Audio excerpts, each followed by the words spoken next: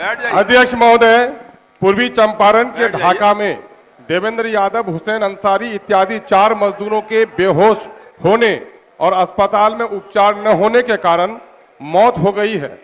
आमजनों ने विरोध किया है। प्रशासन झूठा मुकदमा कर एक तरफा तौर पर सिर्फ मुस्लिम अकलियतों को परेशान कर रही है, जबकि मृत एवं विरोध करने में दोनों समुदाय के लोग शामिल थे। मैं उच्च स्तरीय जांच कर मुकदमा को निरस्त करने की आपसे मांग करता हूं। महोदय, गरीबों का ऑल मामला इंडिया मजलिस इत्तेहादुल मुस्लिमीन के बिहार के सूबाए सदर अमोर के विधायक अख्तुल ईमान लगातार विधानसभा में अपनी बातों को रख रहे हैं। उसके साथ साथ विधानसभा में अपनी बातों को तो वो रख ही रहे हैं, लेकिन विधानसभा के बाहर भी तख्तियों के जरिए लिख करके, स्लोगन लिख करके सरकार तक अपनी बातों को पहुंचाने का प्रयास लगातार कर रहे हैं।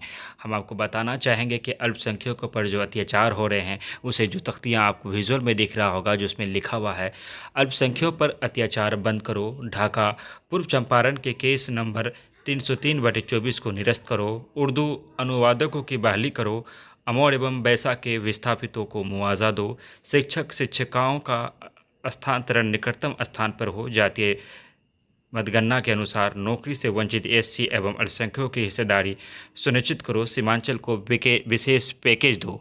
इनमें से सीमांचल को विशेष पैकेज का जो मुद्दा है, इसको अख्तुल ईमान सदन में लगातार उठा रहे हैं।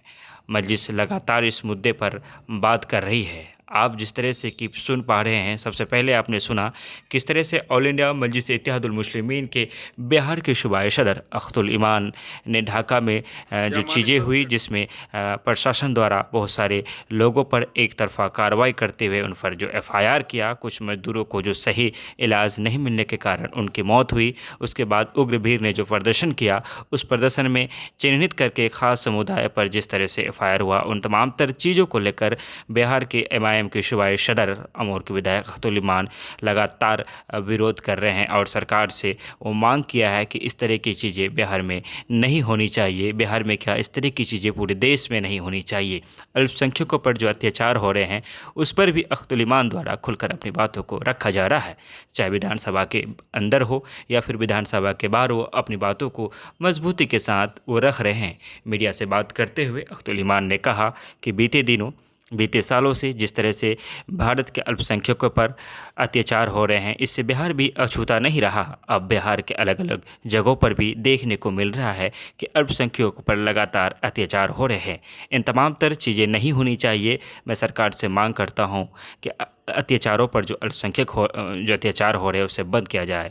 इसके साथ साथ सीमांचल को विशेष पैकेज देने की जो मांग है, उस पर भी अड़े हुए हैं। कई सालों से वो लगातार इस और बात कर रहे हैं कि सीमांचल एक पिछड़ा हुआ इलाका है। आर्थिक दृष्टिकोण, शैक्षणिक दृष्टिकोण आदि मामलों में सीमांचल पिछड़ा हुआ है।